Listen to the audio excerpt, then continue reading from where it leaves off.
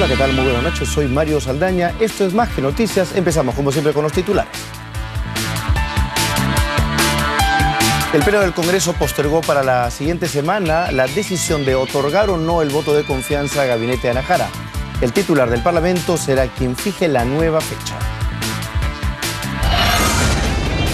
Alcalde de San Juan de Lurigancho, Carlos Burgos, anunció que va a presentar una acción de amparo ante el Poder Judicial por la decisión del jurado de elecciones de excluirlo de los comicios.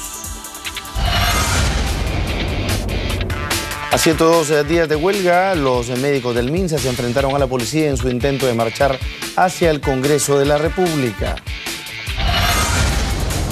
El Poder Judicial declaró procedente el levantamiento de inmunidad de Daniel Mora. El congresista fue denunciado por una presunta difamación en agravio del presidente de la Asamblea Nacional de Rectores.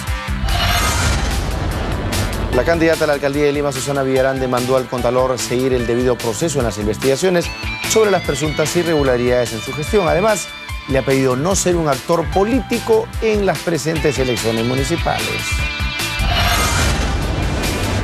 La OMS elevó a 1.427 la cifra de muertos a consecuencia del virus del ébola en África Occidental. En los próximos días se va a presentar un plan estratégico para combatir esta epidemia.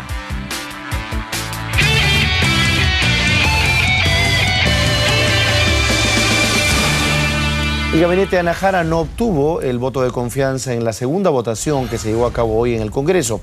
La decisión de si se va a entregar o no esta investidura pues ha sido postergada para la siguiente semana. Tenemos los detalles en el siguiente informe. No fue una jornada tan maratónica como la del miércoles, aunque con los mismos resultados. El gabinete ministerial que preside Ana Jara no obtuvo por segunda vez el voto de confianza por parte del Congreso de la República. 58 parlamentarios se abstuvieron, 2 votaron en contra y 53 a favor, entre ellos los ministros de Trabajo y la Mujer, Freddy Otárola y Carmen Omonte. Al haber superado las abstenciones a los votos a favor o en contra, la cuestión de confianza planteada por la señora Ana Jara Velázquez, presidenta del Consejo de Ministros, queda sin resolver y por lo tanto la consulta se volverá a votar. Eso es soberbia, pues. Eso es soberbia. Tienen que demostrarle al país, no lo digo a la oposición, que son capaces de conversar. Si nos dan pruebas patentes de una voluntad de cambio en ese sentido, no tendríamos ningún problema en cambiar nuestro voto, pero mientras tanto no hay confianza, pues. Es lo mismo que tú te presentes mañana a dar un examen. No mereces ser aprobada y el profesor, buena gente, llámalo como quieras, te dice no te voy a jalar. Te voy a enviar a tu casa que estudies y que vengas mañana a dar el examen. Tú no estudias, regresas, das el mismo examen. ¿Cómo pretendes que te aprueben? La sesión estaba programada para las 9 de la mañana, pero la mayoría de escaños a esa hora estaban vacíos. Gabriela Pérez del Solar llegó en muletas y con el pie enyesado. Algunos congresistas aprovecharon el tiempo para conversar, otros hablaban por teléfono, jugaban con el celular o leían los diarios. La jornada no estuvo ajena a algunos altercados, como cuando la presidenta del Congreso le negó la palabra a los fujimoristas, argumentando que no habría debate, solo votación. Para eso trajimos acá, para que diga el debate. O cuando el siempre polémico Jorge Rimarachín hizo alusión al presidente Humala de manera ofensiva, lo que originó el rechazo de los nacionalistas. Sean claros, que tienen el temor. No, se va a cerrar el Congreso. A Ollanta Humala, señores, le falta lo que en algunos lugares del Perú llaman runtus para cerrar el Congreso. Es una majadería que sería runcho, runto, que en quechua, que en castellano significa huevo. Tras la decisión del Parlamento de negarle la confianza al gabinete Jara, Solórzano suspendió la sesión y convocó a junta de portavoces y a una nueva votación para el mediodía. Sin embargo, tras un arduo debate y mediante una cuestión previa se decidió postergar para la próxima semana la votación del voto de confianza. Así las cosas, la pregunta es, ¿cómo queda la situación de los ministros? Es evidente de que se trata de un limbo jurídico, porque podría alguna persona que tiene, por ejemplo, un contencioso administrativo en un ministerio argumentar que los ministros no están investidos.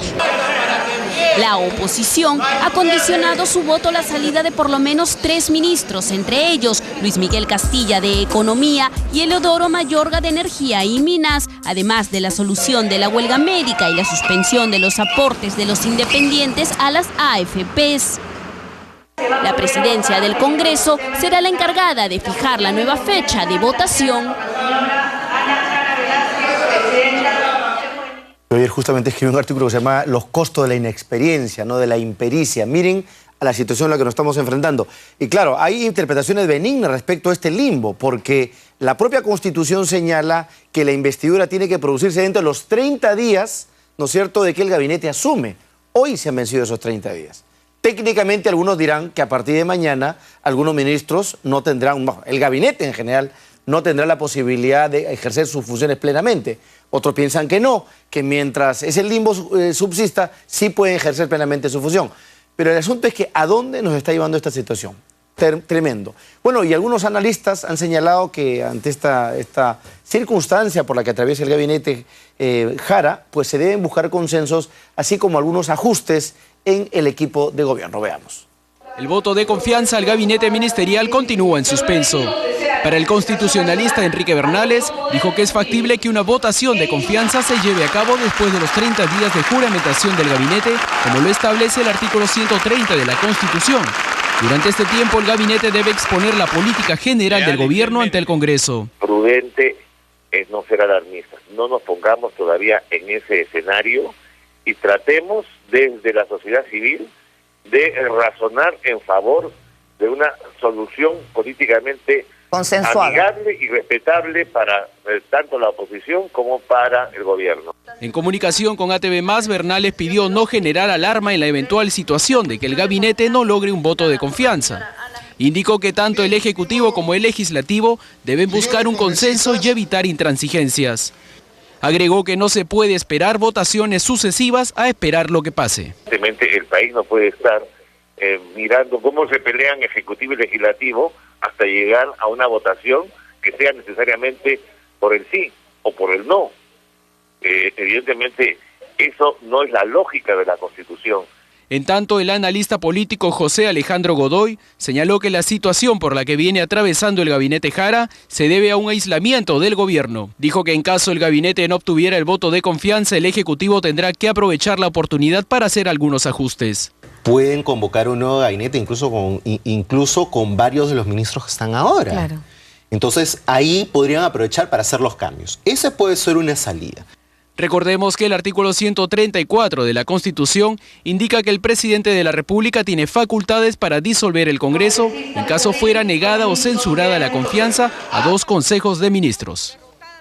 Bueno, claro, esa es otra interpretación. Algunos señalan que los congresistas no se van a arriesgar a la censura, porque ustedes saben, como bien lo señala nuestro reportero, que ante 2 censuras consecutivas el presidente puede disolver el Congreso legal y constitucionalmente y convocar elecciones.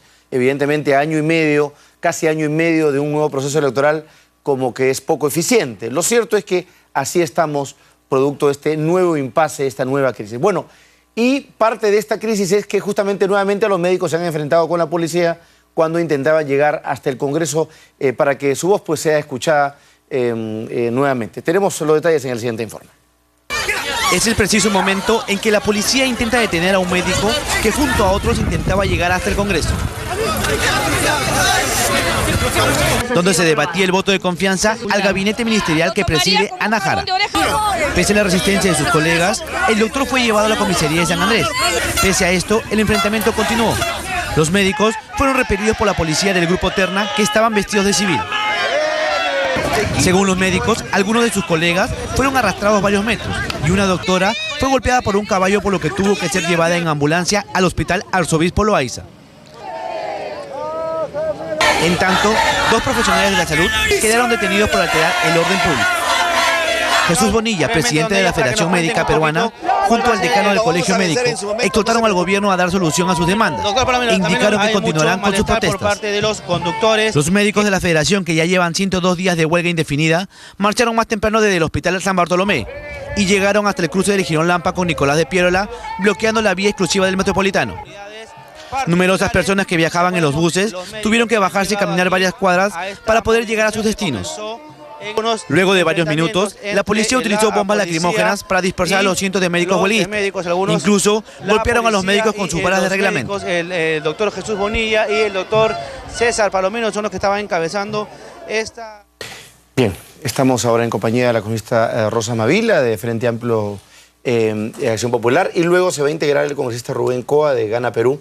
El tráfico, para variar, juega muchas malas pasadas y constantes malas pasadas a varios de nuestros invitados y también, por supuesto, a la gente en general. Congresista, ¿cómo está? Buenas noches. ¿Cómo está? Luego estaremos con el congresista Coa. Pero bueno, no hubo humo blanco, no hubo acuerdo, no hubo consenso, no hubo transacción. Algunos sostienen que hemos entrado a una fase de diálogo de sordos.